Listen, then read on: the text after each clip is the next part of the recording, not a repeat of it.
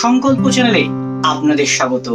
আজকের ভিডিওতে খুব গুরুত্বপূর্ণ একটি বিষয় নিয়ে কথা বলবো, যেটি বর্তমান সময়ে আমাদের জীবনের সঙ্গে অত্যন্ত নিবিড়ভাবে যুক্ত হয়ে গেছে, এবং সেটি হলো একাকিত্ব।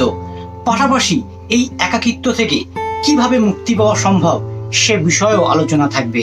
তাই দেরি না করে আজকের ভিডিওটা এখানেই শুরু করা যাক। আজকের এই ভিডিওতে আমি প্রধানত দুটি বিষয় নিয়ে কথা বলবো। প্রথমটি হলো লোনলিনেস বা একাকিত্ব, এবং দ্বিতীয়টি হলো সলিটিউড, যেটা একাকিত্বের আরো একটি ভিন্ন রূপ। প্রথমে যে বিষয়টির কথা বলবো সেটি হলো লোনলিনেস বা একাকিত্ব। যখন আমরা অন্যের সঙ্গে সম্পর্কে থাকি, তাদের চারপাশে থাকি, তাদের সঙ্গে বাস করি, তখন আমরা আমাদের মনের মধ্যে এক প্রবল আনন্দ এবং সন্তুষ্টি বোধ করি। কিন্তু যখন তারা আমাদের সঙ্গে থাকেন না, বা আমাদেরকে ছেড়ে তারা চলে যায়, বা কখনো কখনো এমনও হয় যে আমরা বাধ্য হই সেই সম্পর্ক বা মানুষদের ছেড়ে চলে আসি, এই সমস্ত ক্ষেত্রে খুব স্বাভাবিকভাবেই আমরা হতাশ হয়ে পড়ি এবং একাকিত্বের বোধ আমাদেরকে গ্রাস করতে শুরু করে। এখন আমরা যদি এই একাকিত্বের আবেগকে বিশ্লেষণ করি, তাহলে দেখতে পাবো আমরা মূলত সুখী হই আমাদের চারপাশের মানুষগুলোর জন্যই।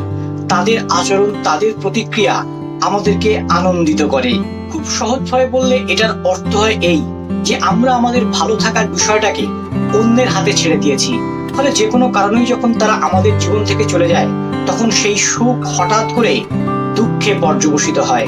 তখন মনে হয় গোটা পৃথিবী যেন হঠাৎ শূন্য হয়ে গেছে, অন্ধকার নেমে এসেছে। এখন প্রশ্ন হলো, আমরা এই একাকিত্ব থেকে নিজেদেরকে কিভাবে মুক্ত করব? পাশাপাশি আমাদেরকে আরো একটা বিষয় নিয়ে ভাবতে হবে, এবং সেটা হলো সলিটিউড। বিচক্ষণ ব্যক্তিরা আমাদেরকে সলিটিউড প্র্যাকটিস করতে বলেছেন। এখন প্রশ্ন হলো, সলিটিউড বলতে আমরা ঠিক কি বুঝবো? প্রথমেই লোনলিনেস এবং সলিটিউডের মধ্যে একটা তুলনা টানা যাক, তাহলে বিষয়টা সম্পর্কে আমরা একটা আইডিয়া পেতে পারি। আমরা যখন একা থাকি, তখন আমরা চাই কেউ একজন আমাদের জীবনে আসুক এবং আমাদেরকে সুখী করুক। এর অর্থ আমাদের সুখ তখন নির্ভর করে অন্যের উপর। কিন্তু সলিটিউড এমন এক ধরনের অনুভূতি যেখানে আমরা সুখটাকে নিজের মধ্যেই সন্ধান করবার চেষ্টা করি। আপনি যদি একবার সেই সুখটাকে নিজের মধ্যে পেয়ে যান, তাহলে সেটার জন্য আর অন্যের উপর ডিপেন্ড করতে হবে না। আর এজন্যই সলিটিউডের প্র্যাকটিস একান্তভাবে জরুরি। তবে একাকিত্বকে আমরা যদি পজিটিভলি নিই, তাহলে কিন্তু সেটা আমাদের পক্ষে অনেক বেশি বেনিফিশিয়াল হবে। আমরা যখন একা থাকি, তখন আমরা নিজেদেরকে সময় দিতে পারি, নিজেদের কথা ভাবতে পারি, নিজেদের স্বাস্থ্য সম্পর্কে অনেক বেশি সচেতন হতে পারি। এ বিষয়ে গৌতম বুদ্ধের জীবনের একটি গল্প আজ আপনাদের সঙ্গে শেয়ার করে দিচ্ছি। জীবনের একটি পর্বে গৌতম বুদ্ধ নিজেকে উন্নত ও পরিবর্তন করবার জন্য কঠোর তপস্যায় নিজেকে নিযুক্ত করেন, এবং এই কঠোর তপস্যায় তাকে শারীরিক ও মানসিকভাবে প্রবল লড়াই করতে হতো, এবং সেখানে তাকে সাহায্য করবার জন্য 5 জন সাধু ছিলেন। এই কঠিন সংগ্রাম তিনি প্রায় 6 বছর ধরে চালিয়েছিলেন।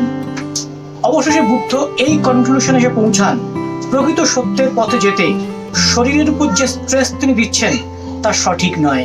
প্রবল শারীরিক ও মানসিক পীড়ন তার শরীর এবং সাধনার পক্ষে একেবারেই উপযুক্ত নয়। তাই তিনি মধ্যপন্থার আশ্রয় নেন।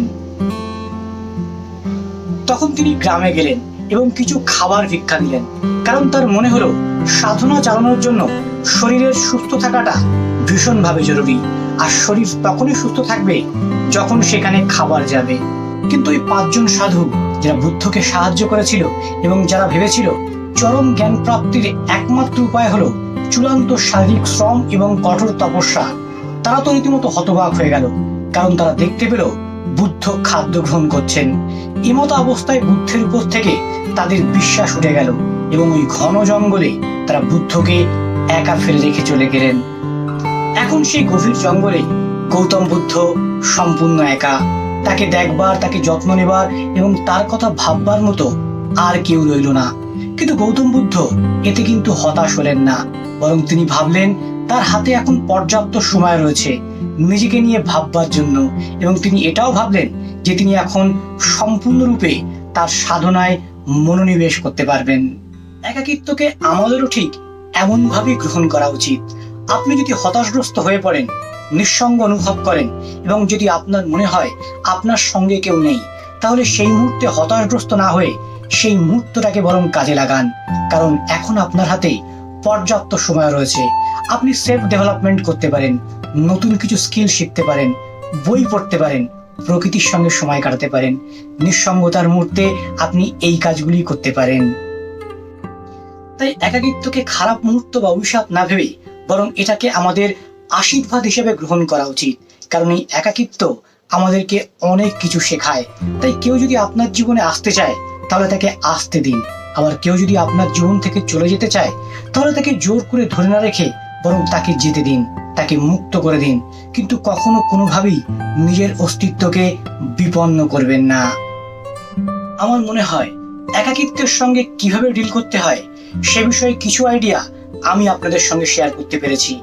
আপনারা আপনাদের জীবনে এগুলোকে পজিটিভলি প্র্যাকটিস করুন এবং নিজেদের জীবনকে আরো উন্নত করে তুলুন। ধন্যবাদ।